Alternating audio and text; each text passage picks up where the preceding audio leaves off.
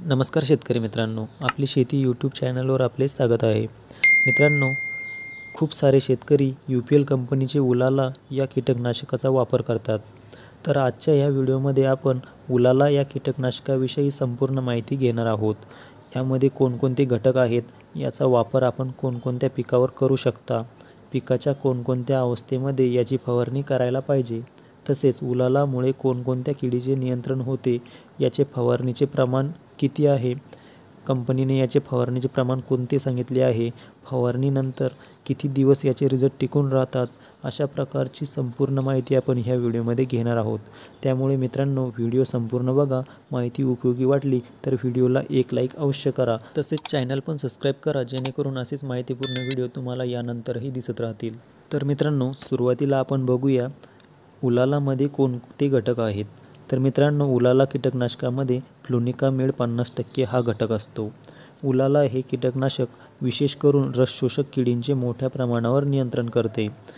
पांढरी माशी, थ्रिप्स, मावा, तुडतुडे, मिलीबग अशा वेगवेगळ्या सगळ्या रस शोषक किडींचे नियंत्रण उलालामुळे होऊन जाते. याचा वापर आपण कोणकोणत्या पिकामध्ये करू शकता असा विचार केला तर जवळपास सगळ्या प्रकारच्या कापूस, सोयाबीन, मिरची, कांदा, तसेच भाजीपाल्याची वेगवेगळी पिके अशा जवळपास सगळ्या पिकामध्ये आपण याचा वापर करू शकता. याचे सर्व प्रकारच्या पिकामध्ये रस शोषक किडीसाठी खूप छान रिझल्ट बघायला मिळतात. मित्रांनो, उलाला फवारणीच्या प्रमाणाचा जर विचार केला तर आपण 20 लिटर पाण्यामध्ये 8 ते 10 ग्रॅम घेऊन याची फवारणी करू शकता. याचे खूप छान रिझल्ट तुम्हाला बघायला मिळतात. तसेच मित्रांनो, याच्या रिझल्ट पिकांमध्ये किती दिवस टिकून राहतो हा विचार केला तर जवळपास 15 ते 20 दिवसापर्यंत आपल्याला फवारणीनंतर याचे पिकामध्ये रिझल्ट बघायला मिळतात.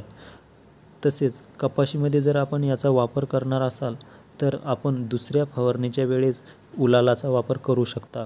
कारण की दुसऱ्या फवारणीच्या वेळेस कपाशीवर रस शोषक किडींचा प्रादुर्भाव होत असतो.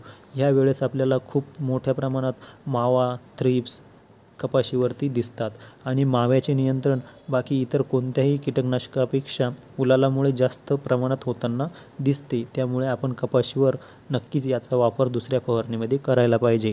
खूप छान रिझल्ट आपल्याला बघायला मिळतात. तर मित्रांनो, अशा प्रकारे उलाला कीटकनाशकाविषयी संपूर्ण माहिती आपण ह्या व्हिडिओमध्ये घेतली. माहिती आवडली असेल तर व्हिडिओला लाईक करा, तसेच चॅनलला सबस्क्राईब करा, जेणेकरून असेच माहितीपूर्ण व्हिडिओ तुम्हाला बघायला मिळत राहतील.